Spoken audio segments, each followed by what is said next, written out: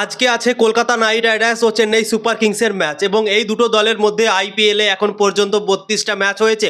Chennai super Kings জিতেছে 20টা match এবং Kolkata night Riders জিতেছে 11টা ম্যাচ এবং একটা ম্যাচ নো রেজাল্ট হয়েছে, মানে খেলা হয়নি, কোনো রেজাল্ট বের হয়নি বন্ধুরা। তো চেন্নাই সুপার কিংসের পাল্লা ভারী আছে রেকর্ডে, কিন্তু এখন চেন্নাই সুপার কিংসের হাল যেভাবে হয়েছে, আগে যে চেন্নাই সুপার কিংস দলটা ছিল সেই দলটা কিন্তু এখন আর নেই। তারা খুবই বাজে ক্রিকেট খেলছে, তারা ভালো ক্রিকেট খেলতে পারছে না। তারা যে 5বার চ্যাম্পিয়ন হয়েছে সেই চ্যাম্পিয়নের মতো তারা ক্রিকেট কিন্তু এখন খেলতে পারছে না প্রায় 2 বছর থেকে। তাদের ডাউনফল চলে এসছে বন্ধুরা, এবং সেই ফায়দাটাই কলকাতা নাইট রাইডার্সকে উঠাতে হবে। এবং কলকাতা নাইট রাইডার্সেরও কাহানি একই আছে, কলকাতাও কিন্তু 2 বছর থেকে ভালো পারফরমেন্স দিতে পারছে না। 2024 সালে কলকাতা নাইট রাইডার্স চ্যাম্পিয়ন হয়েছে, তারপর থেকে কলকাতারও পারফরমেন্স খারাপ হয়ে গিয়েছে। 2025 সালে খারাপ হলো, 2026 সালেও কিন্তু খারাপই চলছে বন্ধুরা।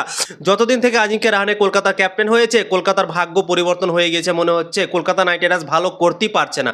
2025 সালে কত খারাপ পারফরমেন্স করলো তোমরা নিজেই দেখলে আজিঙ্কে রাহানের ক্যাপ্টেন্সিতে, এবং ভেবেছিলাম কি 2026 সালে হয়তো কিছু পরিবর্তন হবে, আজিঙ্কে রাহানে ভালো একটা ক্যাপ্টেন্সি করবে এবং দলকে ওপরে ওঠাবে। কিন্তু ভাই 2025 সালের থেকেও ভাই খারাপ ক্রিকেট খেলছে 2026 সালে, এখন পর্যন্ত খাতাও খুলতে পারেনি। এবং আজকে অনেক ইম্পর্টেন্ট ম্যাচ চেন্নাই সুপার কিংসের সামনে কলকাতা নাইট রাইডার্সের।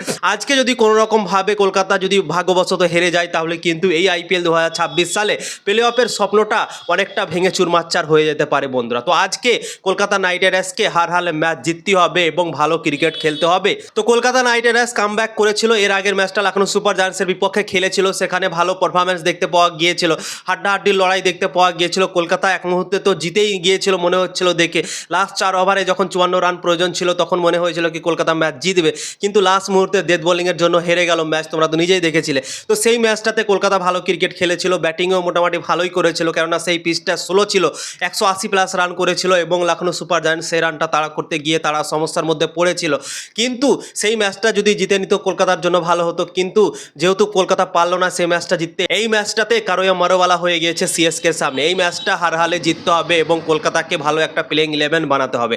কালকের ম্যাচে আমরা দেখলাম সানরাইজার্স হায়দ্রাবাদ দুটো বোলারকে ডেবিউ করালো, একটা হচ্ছে প্রফুল হিং, একটা হচ্ছে সাকিব হোসেন, এবং এই দুজন চারটা চারটা করে উইকেট নিয়ে রাজস্থান রয়্যালসকে ম্যাচ হারালো, সানরাইজার্স হায়দ্রাবাদকে ম্যাচ জিতালো এই দুটো বোলার। তো আমার মনে হয় কলকাতা নাইট রাইডার্সেরও একই কাহানি হয়ে আছে, বোলিংয়ের সমস্যা যেহেতু আছে, তো কলকাতার কাছেও কিন্তু নতুন নতুন বোলিং আছে, ঠিক আছে। উমরান মালিককে এখন পর্যন্ত কলকাতা নাইট রাইডার্স খেলায়নি ম্যাচ, তো আমার আশা কি কলকাতা নাইট রাইডার্স যদি উমরান মালিককে খেলায় তাহলে কিন্তু উমরান মালিক ভালো পারফরমেন্স দিতে পারে ভাই, সবাইকে চমকে দিতে পারে। কেননা নতুন বলার এসে হায়দ্রাবাদকে ম্যাচ জিতিয়ে দিল, তো কি পাতা কলকাতার জন্য ভাই সেই জিনিসটা হয়ে যায়। কলকাতা যদি উমরান মালিককে খেলায় তো উমরান মালিকই ভাই ম্যাচ জিতিয়ে দেয় কলকাতাকে, সেটাও হতে পারে বন্ধুরা। তো তাই জন্যই আমার মনে হয় উমরান মালিককে একটা সুযোগ দেওয়া উচিত। এমনিতেই তোমাদের বোলাররা কেউ ভালো পারফরমেন্স দিতে পারছে না, সবাই মার খেয়ে যাচ্ছে।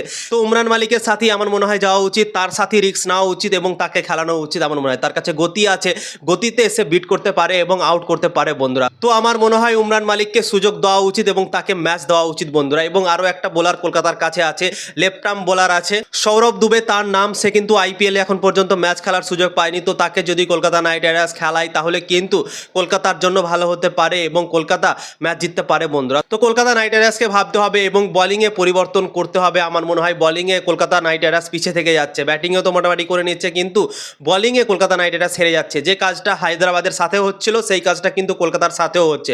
তো কলকাতাকেও আমার মনে হয় 2-1টা নতুন বলার নিয়ে আসতে হবে এবং তারপর মাঠে নামতে হবে বন্ধুরা। তো দেখা যাক আজকে চেন্নাইয়ের বিপক্ষে কলকাতা নাইট রাইডার্স কী করে। আমরা কলকাতার পাশে আছি, আশা করছি কলকাতা আজকে প্রথম জয় পেতে পারে বন্ধুরা।